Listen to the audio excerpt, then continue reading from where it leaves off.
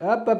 Avant de déployer Copilot dans ton équipe, pose-toi une question, ou surtout pose cette question à ton équipe, c'est où se trouve l'information aujourd'hui? Est-ce que c'est dans un email envoyé la semaine dernière? Est-ce que c'est dans un message Teams qu'on ne retrouve plus? Est-ce que c'est dans un fichier partagé dans on ne sait quel espace par je ne sais plus qui? Est-ce que c'est dans la tête de quelqu'un qui serait parti en vacances? L'information de ton équipe est éclatée, personne ne sait où chercher et tout le monde repart de zéro à chaque fois qu'il doit chercher une information. Et vous pensez que vous allez arranger ça avec Copilot? Grossière erreur, Copilot va faire qu'accélérer ce chaos. Il va résumer des réunions sans contexte, il va chercher des fichiers introuvables et il va surtout générer des réponses basées sur des informations qui sont obsolètes ou pas du tout adaptées au contexte. L'IA et Copilot, c'est un amplificateur. Donc si ce qu'elle trouve c'est du désordre, elle va amplifier le désordre. Avant de brancher Copilot dans votre équipe, il faut structurer votre espace en un système à 3 niveaux. Premier niveau, le cockpit individuel. Chaque personne a son endroit où il gère ses priorités et ses communications. Tout ça couplé à l'agenda, Copilot sait de quoi on parle et connaît le contexte pour chaque membre de votre équipe. Deuxième niveau, une équipe Teams avec un planeur partagé. Vous avez vos communications et vos tâches. Rien que ça permet à Copilot de comprendre les sujets sur lesquels vous travaillez et faire le lien avec les fichiers qui sont pertinents. Troisième niveau, le niveau projet. Là, je conseille de créer une page SharePoint par projet où toutes les informations clés y sont